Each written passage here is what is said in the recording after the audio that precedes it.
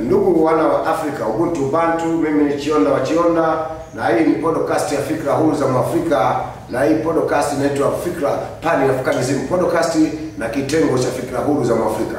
Na wakaribisha sana wana wa Afrika, wana wa fikra huru, karibuni tuchambue, tufafanue their history and our history. Historia yetu na historia yao.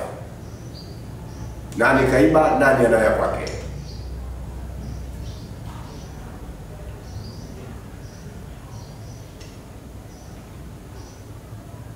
Karibu sana ndugu wana wa Afrika. Ndugu wana wa Afrika, nilikuwa naongelea idadi ya vifo kutokana na vita vya kidini.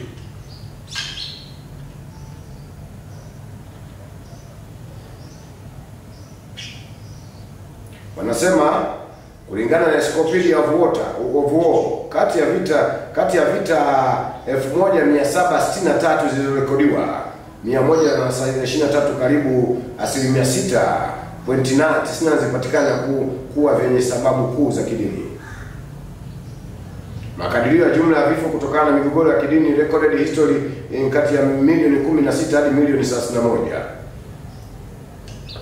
Hii ni their account, hii ni hesabu yao. Lakini hesabu ya kweli inaonyesha kwamba zaidi ya watu bilioni 2 wameuawa chini ya jua kwa upanga, kwa mshale, kwa mkuki, kwa bunduki, kwa bomu, kwa sumu, kwa njaa, kupitia vita vya kidini.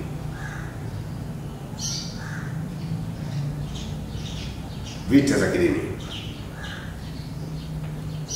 Benjamin Netanyahu anawaua Palestina kwa kupitia bendera yake inayoongelea the greater Israel, the chosen people of God. Waliobaki wote ni inferior. Wao ndio taifa teule la Mungu. Wanafaa waishi wao duniani. Mungu amewapa ardhi ya Israeli toka enzi za Daudi. Wanamjua Daudi? Waliwahi kumuona Daudi? Wana ushahidi wa uwepo wa Daudi? Hii ni Scofield Bible. Ndio inampa kichwa Netanyahu. Scofield Bible ni Biblia ya mwisho kwenye miaka 1800. Ikatengenezwa na Maya Rothschild na vitukuu vyake kina Jacob, wakatengeneza hii Biblia ili kutengeneza wanaita the promised land. Ndio maana nawaambia Mungu wao ni muuaji. Mungu wao ni mnyenyesaji. Mungu wao ni mnyenyesaji. Hajawahi kuwa Mungu wa upendo. Mungu wa upendo hajawahi kuwa, kwa sababu inaonyesha kabisa Mungu wa hawa ndugu zetu ni Mungu mkandamizaji. Hajawahi kuwa na urafiki na mtu.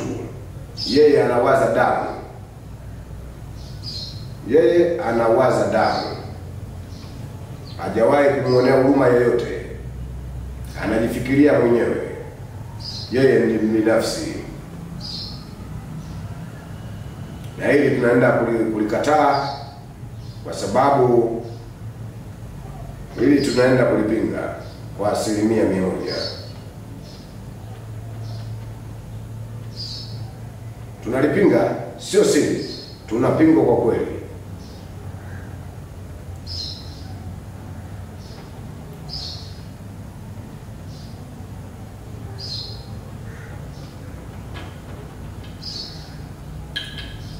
Tunapinga kwa sababu uongo umefikia kiwango cha juu.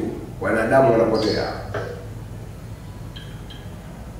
Watu wanaona kwamba wao kila kitu hiki wanachokiona ni kipya. Lakini sisi tunajua.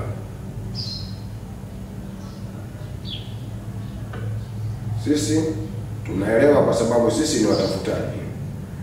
Sisi hatuko kwa sababu ya kuiga.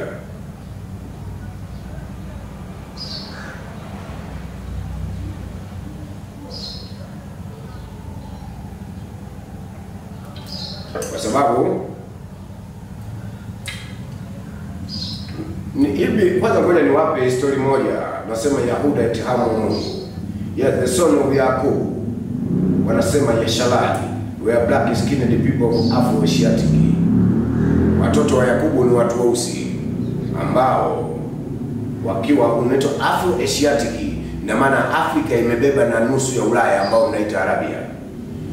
Kushitiki lineage, uzao wa Kushi, descendant from Eberi, Abari through Shem, wametokana na uzao wa Abari kupitia Shem, not from the pale race, sio kutoka kwenye kizazi cha watu waliopauka rangi ambao ni weupe au later Europe au baadaye wakaitwa wazungu. The appearance can be described from both biblical clue and ancient record. Muonekano wao tunaweza tukapata katika historia yenu, katika Biblia yenu na katika vitabu vya kale, rekodi za kale. Nasema the ancestor was African, mababu zao ni watu weusi. Yakubu grandfather Abraham come from Ur the Chaldean. Babu yake Yakubu ametoka, Ibrahimu ametoka Uru ya Chaldea. Kushite, Sumeria region, hii ni Wakushi, eneo la Sumeria, ukanda wa Sumeria, modern day Sudan, Nubia, area and the prophetic mob. Nenda kaangalia kitabu cha mnasema Lamani ya kinabii. Mke wake Sarai, baadaye Ketula, were of the same brown to black Semitic African stock. Hawa wote wanatokana na rangi nyeusi. Kuanzia huyo Ketula mpaka Sarai. Wanamuita Yitzhaki au Isiaka, married Rakba, akamuoa Labka au wanamuita Rebecca, from the same lineage, kutoka katika uzao mmoja. Yakubu, the married Leah and Rachel, daughter of Labani. Yakubu akamuoa Lea na Rachel binti wa Labani, the Aramean wa Armenia, Assyrian, present day Somalia ya leo. Yani wanabadilisha majina. Mtabisha watu wa Mpokeo were also of the same dark skin Eastern Africa Semitic family. Hii ni historia. Na wapeni historia kidogo ya religion yenu, na sisi tuangalie ukubwa wetu. Wanasema Yakubu amemuoa Lea na Lea, amemuoa Lea na Rachel wa mabinti wa Labani, Muarmenia, au wao katika mabano naita Syria. Kwa present time, kwa muda tuliopo sasa ni Somalia hii. Were also ambao pia of the same dark eastern, ni watu weusi wanaotoka mashariki ya Afrika, wanaitwa Semitic family. Familia, maana Semitic similar ni wanaofanana. Wao ni wana wa Afrika. Hao wazungu wametupiga changa miaka mingi. Nenda kasome kitabu cha Jobu 30 inasema, anasema Jacob katika kitabu cha Job, anasema my skin is black upon me. Song of Solomon 1:5, I'm black and comely, daughter of Jerusalem. Revelation 1:15, Ufunuo unasema about Yahusha from Yahuda lineage. His feet will like by fine brass. Miguu yake ni kama vile shaba iliyounguzwa. As burned in fire, na kama vile iliunguzwa katika moto. Burned brass, dark brown to black tone. Culture parallel. Ancient Israeli, Kushite and Egyptian were kin people. Hawa ni ndugu. All dark skins, wote ni weusi. Egyptian were painting katika ukuta wa Egypt uliochorwa. Ethiopian mural and every Nubian art show the same complexion, deep brown black radiant with wool hair. Go and read it. Yahusha Hazimashiachi was born a minister and died in the true Canaan. Wanasema alikufa Kanaani. We call today Kenya, known in the Roman invaded Holy Land of Palestine. We are the chosen people, Yasharai in Africa. Wanasema the lineage is the son of Yakubu, Israelite, a scattered tribe in Africa, in Diaspora today. According to the prophetic mapping, Yehuda Luo, Benjamin Kipisigi, Levi, Abonyole, Danko, Samburu, Magoragori, Masai and Samo Abaruya community, Gadi ni Pokoti, Efraimu ni Nandi, Izachari ni Abamarachi, Reubeni ni Tugeni na Borana. Asheri ni ukoo wa Sagani na Tachoni. Dani ni Teso, Tukana na Karamajoni. Simoni ni Marakweti na Kaio. Naftali ni Sabaoti. Zebuluni ni Abanyara. Manase ni Tereki. Identity story, utambulisho ulioibiwa. This fulfilled Deuteronomy. Hii inathibitisha kitabu cha Deuteronomy 33.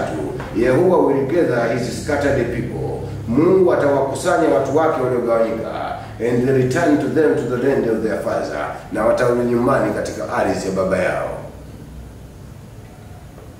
Wanasema the promised land in Africa centered in Kenya with Mount Kenya and Zion, and in Nairobi as Jerusalem. The Messiah Yehusha Mashiachi was the black man from Yehuda Luo, the tribe of Yashalai, life in Kenya and in East Africa. Palestine is the land of Ham, not the true home of Yashalai. Hii ni party history inawasomea katika baadhi ya vitabu vya wana wa Afrika ambazo wanazungumzia ukuu wa Afrika na tamaduni zake. Sisi tuna ushahidi mwingi. Tuna ushahidi mwingi ndugu wana wa Afrika kukataa dini zenu, kwa sababu dini zenu na Mungu wenu ni Mungu mwenye hasira. Kama vile tunaposema Mungu mwenye wivu na ghadhabu kali. Kutoka 24:5 inasema usijifanyie sanamu ya kuchonga wala mfano wa kitu chochote kilichoko juu mbinguni au chini duniani au katika maji chini ya nchi. Usivisujudie wala kuvitumikia, maana mimi Bwana Mungu wako ni Mungu mwenye wivu, ninayetia adhabu ya baba kwa watoto, kwa wale wanaonichukia hata kizazi cha 3 na cha 4. Hii ni Biblia. Mungu mwenye wivu, Mungu mwenye chuki, mwenye ghadhabu. Je, huyu ni Mungu anaofuata tumfuate sisi? Hii ukisoma Kutoka 20:4-5. Sasa tuende katika kitabu cha Nahumu 1:2. Bwana ni Mungu mwenye wivu na mwenye kulipiza. Huyu Mungu yeye asahau. He can't forget, he can't forgive. Bwana ni mwenye kulipiza na mwenye ghadhabu. Hasira Bwana hulipiza adui zake na kuhifadhi adui zake hasira. Aina hii inasisitiza ghadhabu na kulipiza kisasi, ambapo Mungu anamhifadhi hasira dhidi ya adui yake. Mungu anahifadhi hasira dhidi ya adui yake. Is this a real God? Or the man-made God? Niko na nyinyi wana wa Afrika. Mungu anasifiwa kwa muumba wa mema. Aya kadhaa zinamtaja kama chanzo cha maovu na giza. Hii inapingana na wazo la Mungu mwenye upendo wote. Isaya 45:7, mimi ndimi nikuumbaye nuru na kuumba giza, nikuumbaye mema na kuumba mabaya. Mimi Bwana nifanyayo hayo yote. Yeye Mungu anafanya hayo yote. Mungu anadai pamoja kuwa yeye ndiye anayeumba pamoja na si tu kuyahusu bali kuyatekeleza. Maombolezo 3:38, je, mema na mabaya yatoke katika kinywa cha aliye juu? Maombolezo. Kitabu cha Maombolezo 3:38. Mungu anasema anaweza akatuma roho mbaya. Tukisoma Samueli 16:14, roho ya Bwana akaondoka kwa Sauli na roho mbaya itokayo kwa Bwana akamsumbua. Roho mbaya iliyotoka kwa Bwana ikamsumbua Sauli. Mungu ana roho mbaya. 16:14. Hapo ndio roho mbaya ikatoka kwa Bwana, yeye inamsumbua Sauli. Mfalme anachaguliwa na Mungu. Mfalme kachaguliwa na Mungu, na Mungu anapandikiza roho mbaya kwenye moyo wa Sauli. Wafalme 22:20-33, Bwana anamuuliza roho, ni nani atakayemdanganya Ahabu? Bwana anamuuliza roho, ni nani atakayemdanganya Ahabu? Roho inajibu, nitakuwa roho wa uongo katika midomo ya manabii wako wote. Mungu anajadiliana na roho mbaya. Bwana anasema utadanganya na utaweza toka ufanye hivyo? Je, unaweza kufanya hivyo? Basi toka nenda kafanya hivyo. Mungu anaidhinisha uongo ili kumdanganya Ahabu na kusababisha kifo chake. Ezekieli 14:9, na nabii akadanganywa na kusema neno, mimi Bwana nimemdanganya nabii yule, nitanyosha mkono wangu juu yake na kumwangamiza. Bwana akamdanganya yule, lakini Bwana akamwangamiza. Je, tunaweza kufuata Mungu huyu? Mungu mwenye kuruhusu maangamizi na mauaji na unyanyasaji. Samueli 15:2-3, sasa nenda ukawapiga Amaleki, mkaangamize kabisa yote yaliyo yao, usiwahurumie kuanzia mwanamume hata mwanamke, mtoto hata mnyonyaji, ng'ombe hata kondoo. Samueli 15:2-23. Ndio hawa dini ya wajanja wakaja kubadilisha, wakaanzisha agano jipya ili kukwepa maandishi haya, kwa sababu yalikuwa yanawachoma kweli. Maneno haya hawaitaki agano la kale kwa sababu linaonyesha ubalbariani wao na unyang'anyi. Tunasema hii ni amri ya mauaji ya kimbari bila huruma. Kumbukumbu la Taurati 7:1-12, 20:16-17, Yoshua 6:21 wanasema, utakapofika katika nchi utawapiga kabisa, usiwahurumie. Yoshua anaangamiza kila kilichomo mjini, wanaume na wanawake, watoto na wazee. Taurati 21:10-14 inaruhusu kuwachukua mateka wa kike, kuwanyoa nywele, kuwapunguza kucha na kuwaoa kimwili baada ya mwezi wa maombolezo. Ikiwa hapendi tena, waachilie bila kuwauza. Hesabu 31:17-18. Uweni kila mwanamume katika watoto wadogo na kila mwanamke aliyemjua mwanamume, lakini watoto wote wa kike ambao hawajui mwanamume waacheni waishi kwa ajili yenu. Yaani hawa ni mateka wa ngono. Mungu anawaruhusu watu waachie wanawake waue wanaume ili wa kike wawe watumwa wao wa ngono. Ubakaji. Mungu mwenye kuruhusu utumwa na kuweka kanuni zake. Sheria za Biblia zinaruhusu utumwa, kumpiga mtumwa bila adhabu kubwa. Kutoka 21:20-21, na mtu akimpiga mtumwa wake, ikiwa atakufa chini ya mkono wake, atalipishwa kisasi, lakini akiishi siku 1 au 2 hatalipishwa, maana ni faida zake. Yaani bwana wa watumwa ameruhusiwa kumuua mtumwa wake, ila atalipiwa kisasi. Kutoka 21:26-7, huruma kidogo. Mtumwa huachiwa huru ikiwa atapoteza jicho au jino. Jicho litoke au jino, mtumwa ndio utaachiwa kwa mujibu wa Biblia. Mungu anakubali sadaka za damu pekee na anakataa mazao.